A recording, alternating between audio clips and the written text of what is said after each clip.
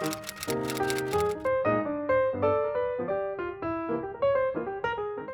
guys, welcome back to another video. Today I'm going to be filming my March and April wrap up. I just got back off holiday yesterday from a delayed flight as well. Literally got back at like 11 PM and then I just crashed on the bed and went to sleep. So I've just pulled out some of the books that I read on holiday and that's basically all I've unpacked. But can we talk about the Tortured Poets department? I've got her here. When I woke up and I saw 2 albums, I was like, let me know your favourites from the album and let's get into this video. But the first book I read was Daisy Hates. Now I mentioned this in my previous wrap up at the end that I was reading this but I didn't finish it in time in February. God, that was a long time ago. But I then went on to finish it and I listened to it like half audiobook, half reading on my Kindle because I read Magnolia Parks and I didn't like Magnolia Parks, so I didn't want to like read this whole book. So I didn't know if I was going to give Daisy Hates a chance, but I saw so many people say that Daisy Hates is their favourite. I'll give Daisy Hates a chance, and I did definitely enjoy it more than Magnolia Parks, but I don't know if I enjoyed it enough to continue the series. Next, I also mentioned this in my previous video that I was rereading this because my friend annotated it for me. This is my 4th time rereading it. I'm not going to say anything more about it because I talk about this book in literally every video, but I did reread Beach Read. Next book that I read was Finale by Stephanie Garber, which is the 3rd and final book in, actually there's a spectacular coming out, but of what is out right now, this is the final one. The Caraval series basically follows a magical event where everyone gets together and they try and solve all these clues so that they can win the prize of a wish. But you kind of get sucked into the game and you don't know what's real and what's fake because it's all magical. Scarlett and Donatella are sisters and they go into Caraval and it's basically following their journey throughout Caraval. And this one is the last book in that series. Obviously I can't say much because it's the last book, but this one is the only one that doesn't actually like take place in Caraval. Caraval is definitely my favourite. Caraval I gave 5 stars, but I think Finale I gave 3 stars just because it wasn't as good as the first one. I think the series kind of trailed off for me after the first one, but I do still really enjoy it. I do still recommend the series as a whole. Next I read Crown of Midnight by Sarah J Maas, which is in the Throne of Glass series. So this series basically follows Selena Sardothian and she's like this assassin and eventually she becomes an assassin for the king. She doesn't like the king, she don't want to be working for the king, she doesn't really want to be an assassin, but it was either that or being imprisoned, so she chose to be an assassin. This kind of follows her journey of being an assassin for the king and a load of weird things are going down and she's trying to like figure out what's happening in the king's castle basically. This series takes a big turn after Crown of Midnight. So the next book is Heir of Fire by Sarah J Maas. Once you get to Heir of Fire, this book and the story kind of takes a big turn and it's a lot of a different plot, so I'm not going to say anything really about the plot of this one. I really enjoyed this one. I think I gave this one 4 stars and I think I also gave this one 4 stars. As I read them I think each one becomes my favourite. I think they get better and better throughout the series. Yeah, it takes on a completely different plot, so I don't really know what I can say about that, but I did read this one. And then I also I went on a Sarah J Maas whole binge. The tandem read is next and I didn't want to read the tandem read whilst I was on holiday. It didn't really feel like a holiday, but so this is actually the last one as of now in the Throne of Glass series that I've read. This one is widely known as one of people's favourites. Personally, I still gave it did I give it 4 or 4.5? I think it is my favourite so far, but it wasn't a 5-star for me.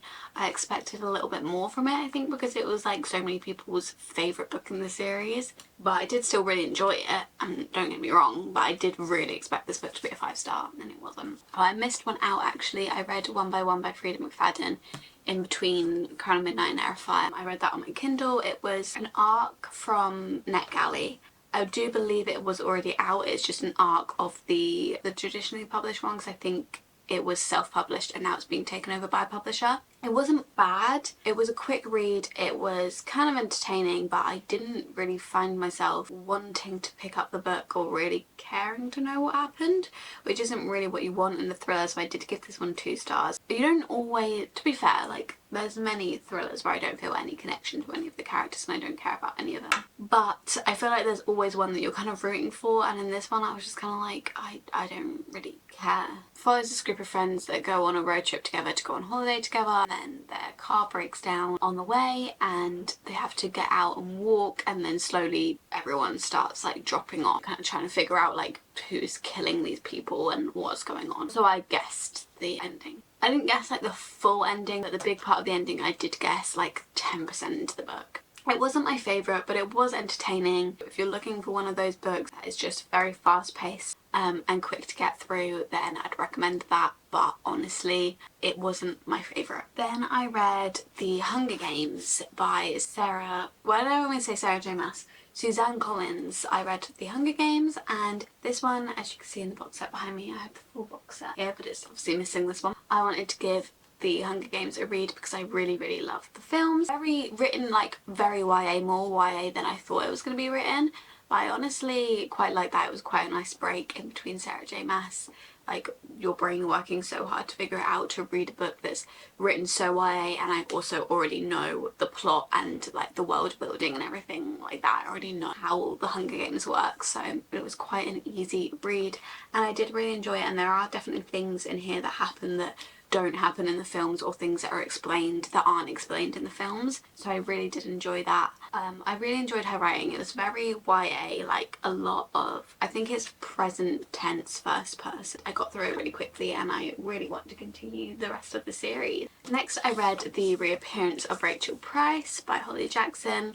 Read this as soon as it came out. Obviously my lighting isn't very good. It's always cloudy when I film, so what can you do as England? This starts the books that I read on holiday. I read 3.5 books on holiday, which I think is quite good over a week. But yeah, this starts the books that I read on holiday. So I read The Reappearance of Rachel Price, which I also brought on my Kindle because I didn't want to bring the special edition with me on the plane. This book basically follows a documentary is being made about Rachel Price's family. This book focuses on her daughter and is in her daughter's point of view. And a documentary is being made about Rachel Price about her disappearance. But while the documentary is being filmed, Rachel Price suddenly reappears and you're kind of trying to figure out what happened to her, whether she's lying about what happened to her, who you can trust. The documentary is like capturing it all as well. There's a tiny little bit of romance in here, but it's not like fully developed. I'm assuming this is going to be a series because the romance didn't get like a fully developed ending, but it might not be. We might just not be getting a fully developed romance, which is fine. I did really enjoy this book. I really enjoyed the characters and the writing. I love Holly Jackson's writing, and I love the way she fleshes out characters, because you feel like once you finish her book you feel like you really know the characters, and not just the main character either. I feel like you feel like you know the characters, and I will remember the characters' names, whereas sometimes when you finish books I'm like, I don't remember that character's name, I don't remember what colour hair she had, I don't remember like how she spoke, how she thought, anything about her, but I definitely always remember Holly Jackson's characters, so I really enjoy that about her books. I did kind of guess an ending of this. I didn't guess like how it happened, but I guessed what would happen. The thing about me is I don't really think while reading thrillers. Like, while I'm reading thrillers my aim isn't really to figure out the ending because I don't want to spoil it for myself, so. But I can't stop my brain from sometimes making theories, and I did kind of theorise about the ending of this one, but it didn't shock me as much as A Good Girl's Guide to Murder. But I know we shouldn't compare it to A Good Girl's Guide to Murder. So I gave this one a 3.5. I think the storyline was cool, it was a cool idea. I think it was done well, but I did just guess it and it wasn't as entertaining to me as A Good Girl's Guide to Murder. Oh, but look at the special edition, it's signed. It's also got this really cool inside where it says special first edition. Sprayed edges. So this is a very prized possession of mine now. Then I read 1984 by George Orwell, which is a bit of a different one for me. I don't normally read classics. I've only read a few classics outside of having to read them for school, so it's a bit different for me. But me and my boyfriend kind of do this thing where we swap books when we go on holiday. So he read Beach Read, I chose Beach Read for him, and he chose 1984 for me.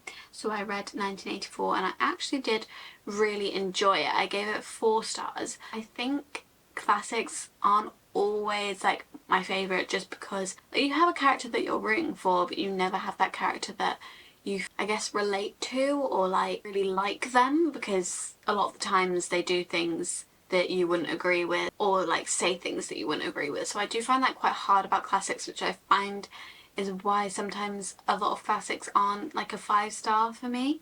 I did enjoy the story. It does make you think, it does stick with you after. I think anyone that's read this book could tell you exactly what the book was about. Like, it's not a book that you just read and forget. And I did really enjoy the story. It definitely makes you think. Yeah, I only gave it 4 stars just because I never feel that attached to classic books just because of that relatability, but apart from that I did really enjoy it. I'm probably not the best person to give a review because I probably don't know as much about classics and about how they're written and stuff, but I did really enjoy it. Then finally this month, I mean it's only the 20th of April, right? No, 21st? 21st of April.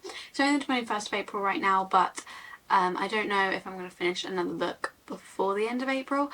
I might finish Funny Story, it depends when it comes, but for now this is the last book that I presume I will read in April, and that was Powerful, Lauren Roberts.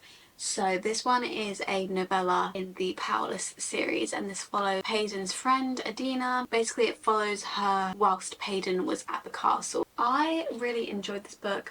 It went very quickly. It's obviously quite a skinny book and it has very big. Obviously with novellas I feel like it's kind of hard to rate them sometimes. It's kind of hard to rate them 5 stars because you don't get as attached to the characters, you don't get as much information, you don't get as much as the slow burn and the build up because they're small books, so you're obviously not going to get as much from it as you do like the main Powerless books. I didn't rate it 5 stars, I gave it 4 stars, but considering that it was a novella, I think it was very good and I was very interested in the story. It was very sad, and I'm just going to leave it there because I don't want to spoil anything, but I got the one from the Works that has like the needle. I did Cave because I'd already pre-ordered this one from Waterstones, and then the Works came out with this one and I was just like, well. So yeah, that is it for my March and April wrap up. I'm still in the middle of reading Just for the Summer by Abby Jimenez, so I may finish that before the end of the month. But when Funny Story comes out, I am dropping anything that I'm reading and reading Funny Story. Thank you so much for watching. Please follow my Instagram and my TikTok at _libraryofeden. Give this video a thumbs up, subscribe down below, comment either your favourite book that you read this month, or you can comment your favourite song from Taylor Swift's new album. And I will see you in my next video very soon. Bye!